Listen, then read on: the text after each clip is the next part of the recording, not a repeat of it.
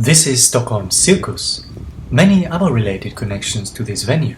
But right now, Björn's brand new project, Pippi and the Circus, a circus musical, is playing here. Let's talk about that new show and the soundtrack with music from Björn Benny.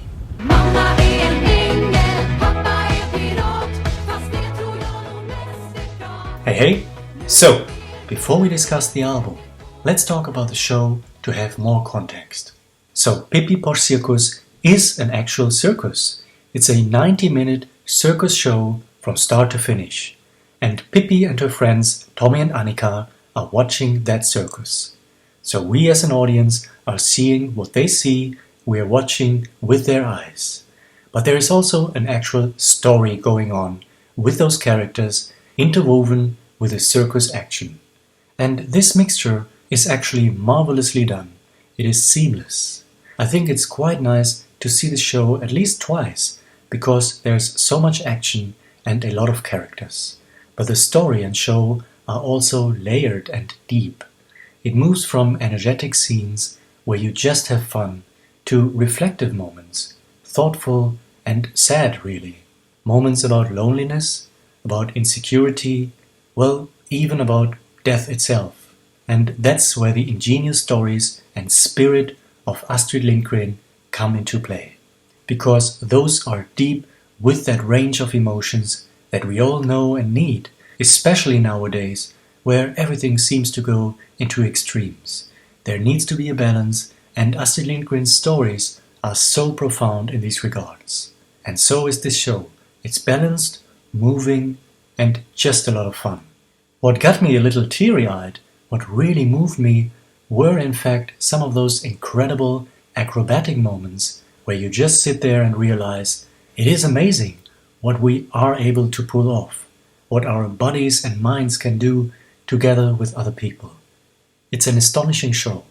Now, one of the main keys that really keeps it together, next to Astrid Lindgren's characters, the story and circus elements, is the music. The show lasts for 90 minutes, and those are absolutely filled with music. Björn wrote all the lyrics to this music, and it connects so well with the circus action itself, as well as with the ongoing story. The show is mainly in Swedish, but you are able to follow the story through the action and the music itself. And that music was also made into a soundtrack album, so let's talk about that. And just a heads up, even if you are not familiar with the album yet, you can follow my thoughts, and there are some interesting connections and details. The album was produced by Mattias Wench, who is actually the songwriting partner of Jörgen Elofsson, who wrote and produced Agneta's most recent album. Björn called Mattias last autumn, telling him that he liked his demos and if they should be making an album. We could do a so-called concept album to present the music. This was also done by Björn Benny for their musical Chess. Guest artists sing different roles on the album, and some of those roles are then performed by other artists in the musical. Björn said that there are some new songs on this album, mixed with old songs that he personally chose, songs that mean something to him. So it kind of is a very personal album, and I think that shines through. You will see what I mean. The album has 11 songs. 4 of the songs are written by Björn Benny, from which 2 are old compositions with new lyrics, and 2 are brand new compositions. For those of you who are not familiar with the album, and even more so if you are non-Swedish speakers, don't panic. Don't get overwhelmed by the song titles or number of songs. I can tell you right away that there are some wonderful treasures here, and I absolutely adore every track. So I want to go through all of them track by track. And to make it more comprehensible and easier to digest, let's split these 11 songs in 2 halves. Let's pretend we have the classical format of a vinyl album. Then we can take a look at the first 6 songs on side A. 3 of those songs are written by Björn Benny, and amongst those are the 2 brand new compositions. And it starts right away with one of those new songs. Veva Veva Positiv has typical Benny melodies and modulations. The song reminds me of one of Benny's theater soundtracks from the 90s, especially the easygoing vibes and vocal performance. This connection is not too far off, because we actually have a singer on this track who also sang on another Björn Benny project from the 90s, Marianne Mörk, from their musical Christina. On this first track, I love the crossing of vocals towards the end of the song. It's an interesting song to open the album. It's more like a prologue in the show as well as in the album, involving the characters of Kling and Klang. And then we go into track 2, the actual opening. This is another composition by Björn Benny, this time using a song from Benny Andersson's orchestra, Cirkus Fineman. I think they did a terrific job turning this original instrumental into a vocal number with lyrics. I adore this new version. One of my favorite moments is the bridge, when the character of Annika sings the lines. This is the voice of Bente Börjesson-Liebert, and I will talk more about her later on. Track 3 is a fabulous track. It is based on an old Swedish folk song from Dalarna, written by Carl Johan Karlström. That song is actually featured on an album from 1990 with Swedish folk music, which was produced by Benny. It's a spirited song, and the new version on the Pippi soundtrack also has that great uplifting energy and beautiful duetting vocals between Ida Primo, who plays Pippi in the show, and Björn Dixgård, who is the lead singer of the Swedish band Mando Diao. The next track is written and performed by Benjamin Ingrosso. Some of you might know him from the Eurovision Song Contest 2018 when he performed Dance You Off for Sweden. Judging from general consent, his contribution for this Pippi soundtrack is a highlight for many. The track is energetic and sounds very modern, but above all, it is very catchy. And that really pertains for all the songs on this album. Once you've listened to it once or twice, you got these tracks stuck in your head, one after the other. So in these regards, considering it is a musical aimed for children, it's an absolute success. But is it just simply music for children? We'll come to that with the next song. This is track 5, Pippi Longstocking, and it's the second of the 2 brand new compositions by Björn Benny. And for me, this is truly the heart and soul of this album. This track is an absolute treasure. I already loved it when I heard that first snippet to Björn dancing. In fact, for me personally, this song is one of the best tracks Björn and Benny have ever written. Again, this is only my very personal opinion. And the song works in 2 ways. First and foremost, it's a brilliant children's song. It's catchy, has some great hooks, Björn's lyrics are playful and wonderful. But for me, that seeming simplicity is always more than that. It's profound. Just listen closely to the many layers of synthesizers going on, to those glorious harmonies opening up like a full choir that is slightly hidden away, and look at the structure and build-up of the song. All of that works to connect with children, and yet this song goes straight into my heart and soul. Yes, you can say it speaks to our inner child, but there's always more to it than that. It's a brilliant composition and production with depth that transcends ages. Again, at least that's my very own opinion. The final track on side A, if we imagine the structure of a vinyl album, is a short piece, a beautiful ballad, kind of a lullaby. It was originally written by the Uruguayan composer José Carvajal as one of his best-known songs called Chiquillada. This song is another favorite moment for me on this album. Now let's briefly talk about the show again. One of my favorite performances was from the actress of Annika.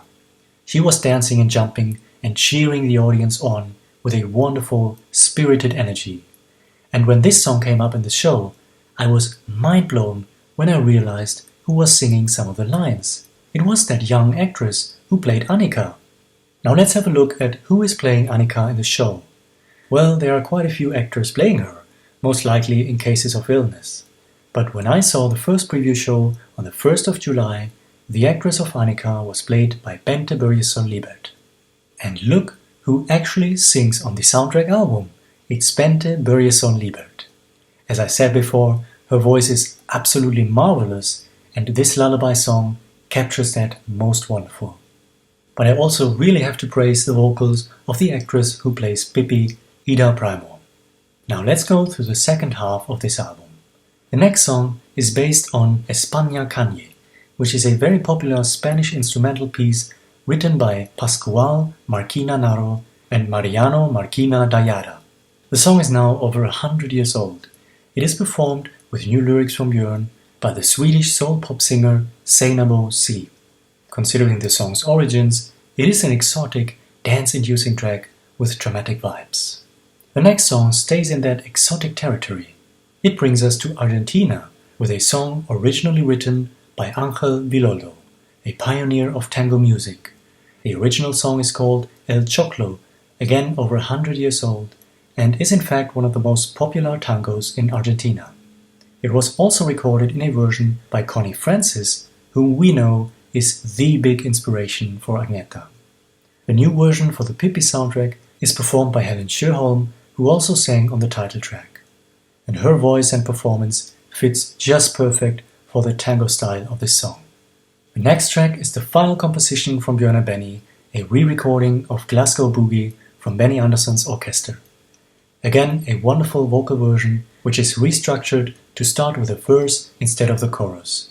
The ending of this track is another highlight for me on this album, with many overlapping and crossing vocals.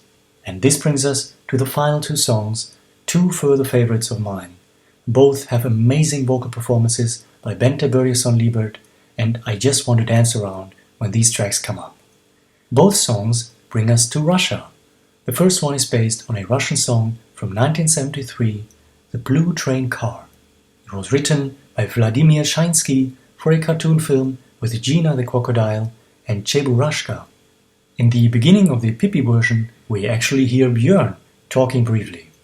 The music to the final song, Blutifikation, is credited to Alexander Sachepin and Nikolai Ivanovsky, a song that was featured in a Russian comedy film from 1965. And that's the album of Björn's new circus musical. The music and performances on this soundtrack are joyful, nostalgic, reflective. Unfortunately, the album has not been released physically on CD or even vinyl, only on digital streaming services.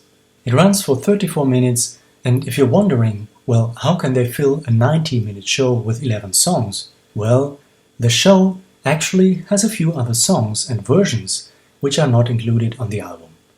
First off, many of the songs from the album are performed slightly extended or more than once and in variation. For example, Björn Benny's new song, my favorite, Pippi Longstocking, is also performed as a lullaby version later in the show, which again just shows the possibilities and variety of their compositions. There is also a new version of the song Yeehoo from Benny Andersson's orchestra, and the song Bottom Solo Mone from Björn Benny's previous musical is reused here. With this project, Björn wanted to create something that, in his words, hasn't been done before, the mixture of circus and musical. And that reminds me of something else, another recent project, ABBA's Voyage Show, with its mixture of many different artistic genres.